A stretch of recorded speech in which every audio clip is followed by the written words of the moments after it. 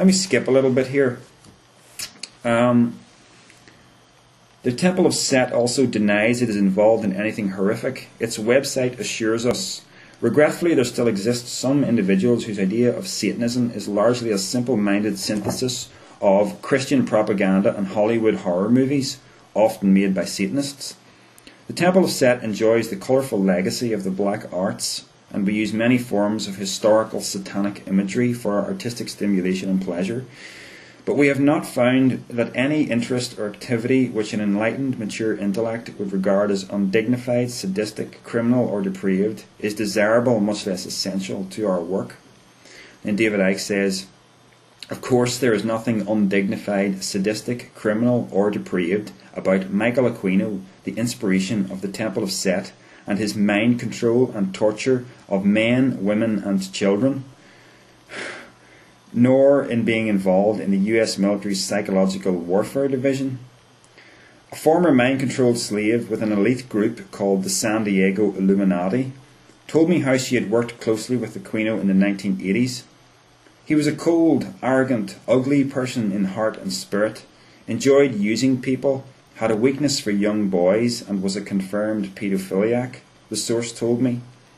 She said that Aquino had implemented scientific experimentation at various military bases and at the estate of Jonathan Meyer, who the source said was a leading Illuminati trainer for new recruits in that part of America.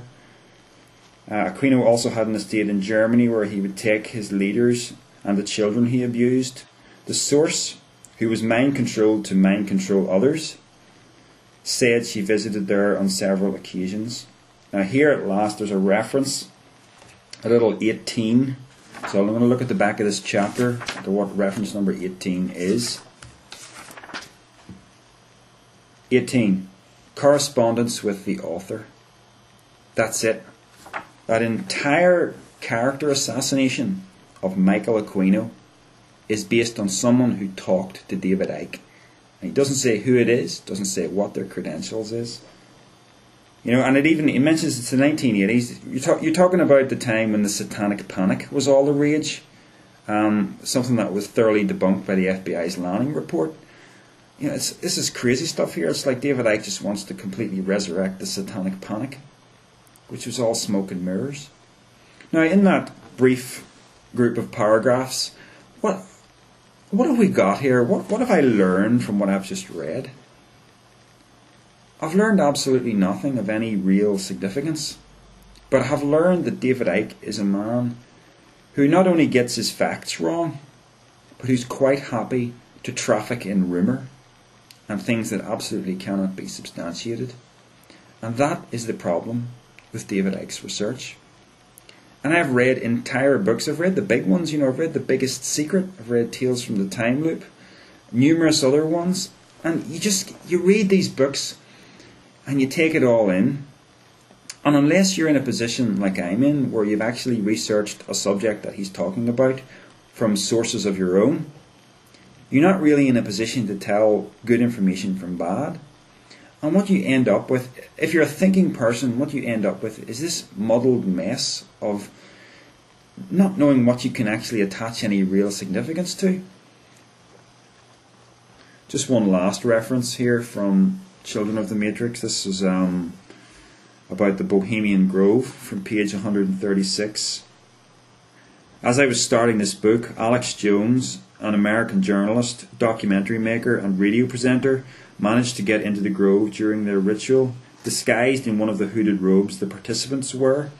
He took video footage to prove that what I and many others have been saying about Bohemian Grove is true. Okay, we've all at this point, we've seen Alex Jones' documentary, Dark Secrets Inside Bohemian Grove. I've made my own video on that. I'll not go into that now, but just look what he says here. That's not even true. Alex Jones snuck in, dressed in one of the hooded robes. If you've seen Alex's documentary, that's not how it happened. I mean, David Icke doesn't even care about being remotely accurate here. He just jazzed up the facts a wee bit. Alex Jones sneaks in the robes. He pretends to be part of the ritual. He snuck in his ordinary clothes, pretended to be a Bohemian Club member, and he sat in the audience. And the fact that there even is an audience shows you that it's not a satanic ritual.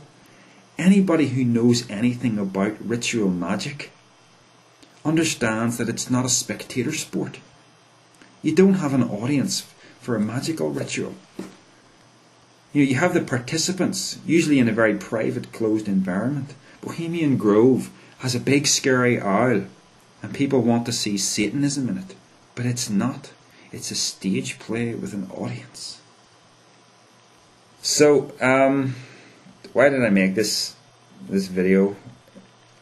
It's just because I want to just express an opinion of David Icke that I think is more balanced. He's one of these guys that you either seem to love him or you hate him.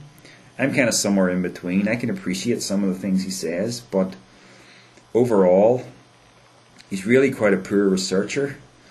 And I hope what I said is able to bring that out. I have no axe to grind against him. He's a man who changed my life for the better in a big way. Helped me to free myself from dogmatic religion that was basically poisoning my life.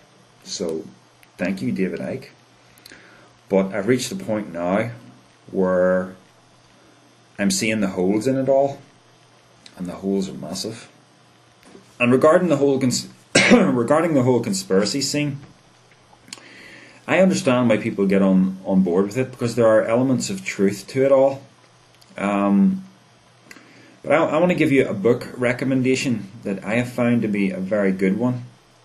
You've all heard of Aldous Huxley's Brave New World. I read it for the first time recently, and I thought it was really good. But I want to recommend another book, and it's called Brave New World Revisited. And it's also written by Aldous Huxley. And it's basically his own non-fictional reflections on that book and how it compares to things that have happened in the world since the book's publication. It's kind of like non-sensationalized conspiracy theory. It's not even conspiracy theory. He just goes into, things like propaganda and how the governments use it to manipulate people. It's well worth a read, and you don't even have to have read Brave New World to understand it. If I can find an ebook edition of it, I'll put a link in the comments down below. I mean, the thing that disturbs me about David Icke is, I watch his videos and stuff on YouTube, those big, 7-hour marathon presentations that he gives, and then, the audience is cheering and clapping at the end. You get this audience of thousands of people, and David Icke's talking about how these are the people who are really awake. And all I see is just another sort of religious type following. Here's these people who've turned this guy into a hero. It's got nothing to do with being awake. And I gotta wonder how many people who follow the research of David Icke avidly, how many of them really are awake?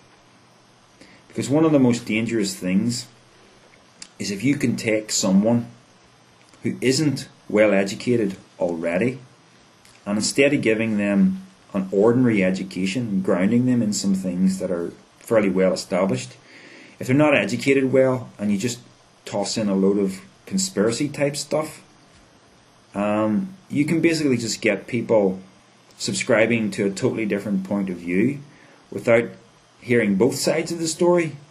I mean, one of the things I did not that long ago, I'll just grab the book here. I found this in a bargain bookshop, Encyclopedia of World History. It's only like about 200 pages, but it gives you an overview of all of the major events that have happened from the dawn of recorded history.